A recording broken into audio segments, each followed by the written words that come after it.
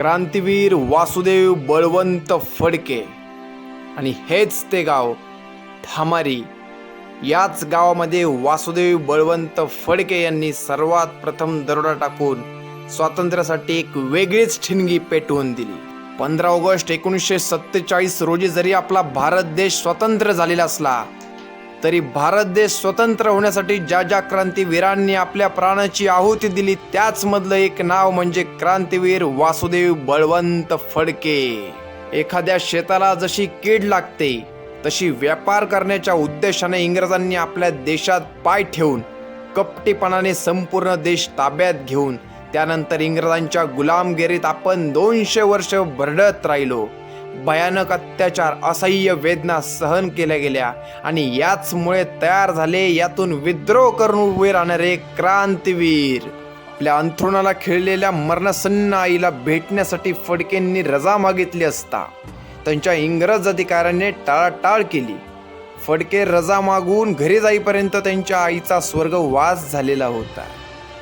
संतप्त झालेल्या फडकेंनी आपली सरकारी नोकरी सोडून दिली व त्याचबरोबर त्यानंतर ब्रिटिश सरकारच्या धोरणांविरुद्ध जाहीर भाषणे देण्यास सुरुवात केली.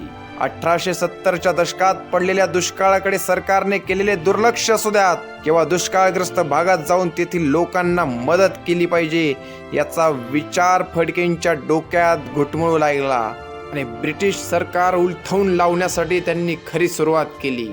1879 नंतर मात्र वेगळंच वळण आलं. त्यांनी दौलतराव नाईक यांच्या मदतीने आजच्या पुणे शहरातील लोणीजवळ धामारी गावावर पहिला दरोडा टाकला आणि याच मध्ये त्यांना 3000 रुपये मिळाले. 25 ते 27 फेब्रुवारी 1879 रोजी लोणी व खेड या गावांवर दरोडा टाकून लुटमार केली.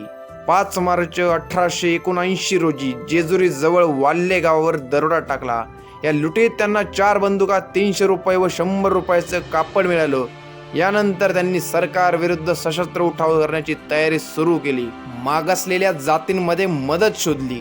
मातंग असू द्यात, रामोशी असू द्यात, धनगर असू द्यात, कोळी असू द्यात, अनेक समाजातून त्यांनी तरुण घेतले व त्यांना शस्त्रांचे प्रशिक्षण देऊन आपल्या सैन्यात भरती करून घेतले. असेच काहीशे सैनिकांसह त्यांनी इंग्रज सरकारविरुद्ध अधिकृतरित्या युद्धांची घोषणा केली. शिरूर आणि खेड तालुक्यातील सरकारी खजिन्यांवरती धाड टाकून फडक्यांच्या सैन्याने आपला चरितार्थ चालवला.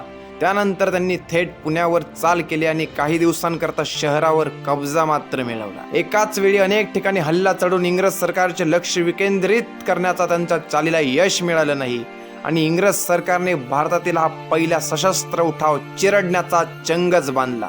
घाणूर गावाजवळ झालेल्या हातोहाताच्या लढाईनंतर भारतीयात फितूर लावण्यासाठी सरकारने फडकेंना पकडून देण्याबद्दल इनाम जाहीर केलं आणि यालाच प्रत्युत्तर म्हणून फडकेंनी मुंबईच्या गव्हर्नरला पकडून देणाऱ्यास त्याहून मोठं इनाम जाहीर केलं. मात्र 23 जुलै इसवी सन 1879 रोजी विजापूर जवळील देवर नावडगी या गावाच्या बाहेर एका बौद्ध विहारामध्ये गाढ झोपेत असताना त्यांना अटक करण्यात आली व पुण्याच्या तुरुंगात ठेवण्यात आलं. तेथे त्यांच्यावर खटला चालवण्यात आला आणि आजीवन कारावास व तडीपाराची शिक्षा देण्यात आली. फडकेंना येमेन देशातील एडन येथील तुरुंगात पाठवण्यात आलं.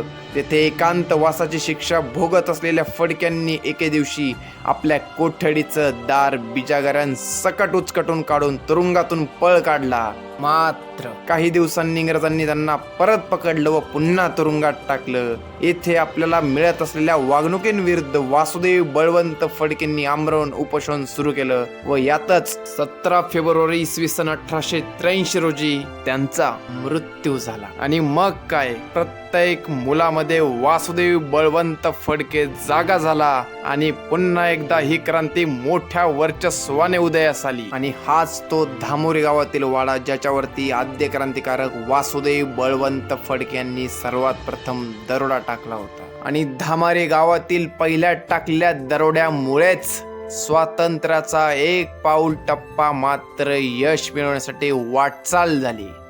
क्रांतीवीर वासुदेव बळवंत फडके यांच्यासारख्याच अनेक क्रांतिकारकांनी भारत मातेला इंग्रजांच्या जाचातून सोडवण्यासाठी आपल्या प्राणाची आहुती दिली.